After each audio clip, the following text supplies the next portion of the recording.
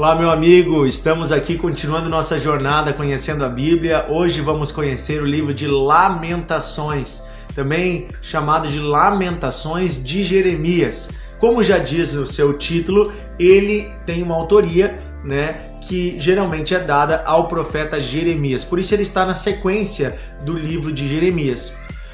Porém, sua forma literária é diferente do livro do profeta Jeremias. Enquanto o livro do profeta é uma narrativa, um livro no sentido mais histórico, é o profeta falando o que aconteceu na sua época. Já o livro de Lamentações, ele é diferente. São versos de lamentações. São versos de cânticos de lamentação. E isso é um estilo literário comum no mundo antigo, onde haviam músicas que eram cantadas, entoadas em dias tristes, em dias difíceis. E aqui elas marcam um acontecimento terrível que aconteceu na época do profeta Jeremias, como nós vimos ontem, no nosso estudo do livro do profeta Jeremias, que é a tomada de Jerusalém e a destruição de Jerusalém por parte de Nabucodonosor, então, dos babilônicos. E o povo é levado, então, para o cativeiro da Babilônia. E esse livro, então, tem 5 capítulos, são 5 versos, então 5 partes, estrofes de uma música de lamentação. E ela é bem estruturada, bem organizada, onde não apenas se reclama e se lamenta, ela também narra um pouco do que aconteceu, num sentido bem poético. É um livro que tem uma literatura muito bonita, uma escrita muito bonita, muito poética. Por isso que alguns acham que não foi Jeremias que escreveu, mas alguém contemporâneo dele, porque não é a mesma linguagem que Jeremias usou no seu livro de profecia. Porém, Jeremias poderia ter um outro lado, que não está registrado ali, que é um lado mais musical, mais poético. Então, os antigos dizem que esse livro foi escrito pelo profeta Jeremias. E se nós pegarmos o tema, sim, ele tem o mesmo tema do livro do profeta Jeremias, que é essa questão, essa crise final, onde o povo de Israel é levado como para o cativeiro da Babilônia. Tudo no reinado do rei Joaquim de Judá. Então ele começa, no seu primeiro capítulo, ele fala sobre Jerusalém sendo destruída e desolada. Começa dizendo assim, como já solitária a cidade outrora populosa, tornou-se como uma viúva que foi grande entre as nações, princesa entre as províncias, ficou sujeita a trabalhos forçados, chora e chora de noite, e as suas lágrimas lhe correm pelas faces. Então, aqui está falando dessa tristeza que Jerusalém agora é destruída, essa vergonha que Israel passa. Ele vai falar daí no capítulo 2 as tristezas, que essas tristezas de Sião, isso tudo aconteceu porque o povo desobedeceu a Deus. E que foi Deus que enviou o juízo por meio dos povos inimigos. E que este mal pode estar servindo a Deus para nos corrigir. O povo se afastou da promessa e da aliança que fez com Deus. Se nós lemos lá no livro de Deuteronômio, havia uma aliança que o povo tinha feito com Deus. E Deus disse, olha, se vocês cumprirem a parte de vocês, eu serei fiel, abençoarei vocês, guardarei vocês na terra, darei vitória sobre os inimigos. Mas se vocês se prostituírem, se vocês forem atrás de outros deuses, se vocês fizerem o que é mal, se vocês oprimirem o pobre, se vocês forem isso. E aí você vê que no livro de Jeremias, no livro do profeta, diz que o pecado do povo se acumulou, que a paciência de Deus acabou. Então aquilo que Deus falou, ele tinha dito que então eles seriam levados para terras estrangeiras.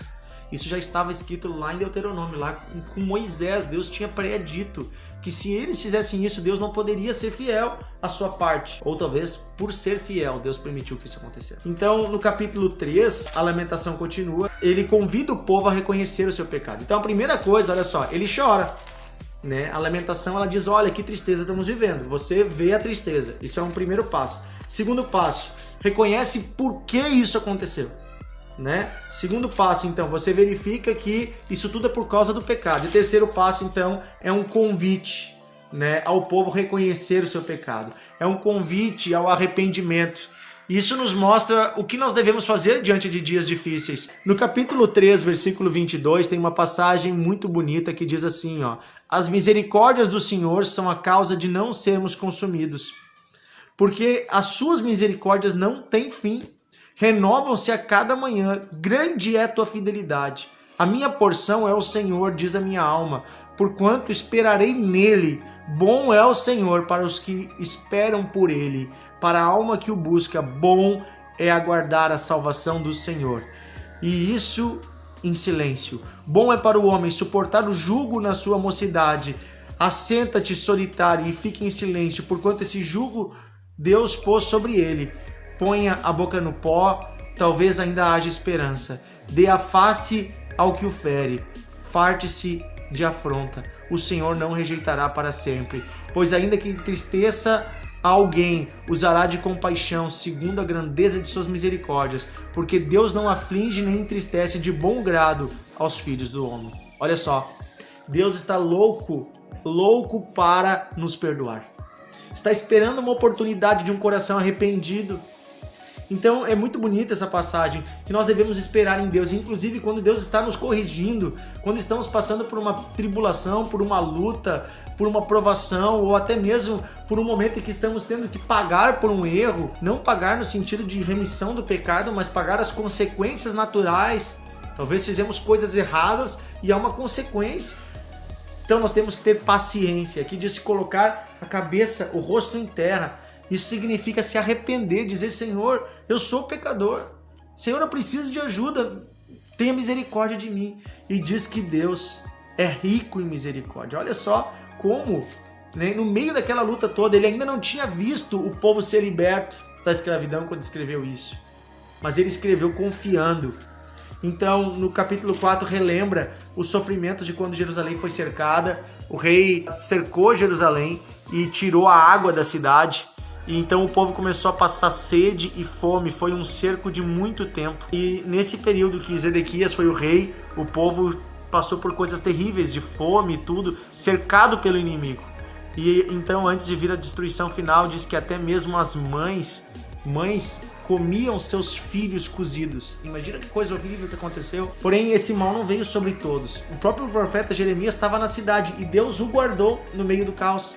Quando o inimigo invadiu a cidade, o inimigo protegeu o profeta. Veja que aqueles que o Senhor, que estavam vivendo uma vida com Deus, não sofreram do mesmo modo que os outros. É interessante que também no capítulo 4 há uma promessa a respeito de Jesus Cristo. Diz assim: o fôlego na nossa vida, o ungido do Senhor, foi preso nos forjes dele. Dele dizíamos: debaixo de sua sombra viveremos entre as nações. Então aqui fala, né, que o rei foi preso. E de fato o rei deles foi preso.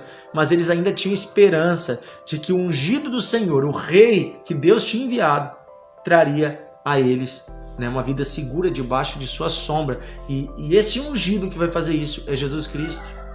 E então no capítulo 5, os fiéis, os que se mantêm fiéis, mesmo no meio da luta, pedem a misericórdia de Deus. No capítulo 5, versículo 19, diz assim: Tu, Senhor, reinas eternamente, o teu trono subiste de geração em geração. Por que te esquecerias de nós para sempre? Uma pergunta, né? Por que desampararia por tanto tempo?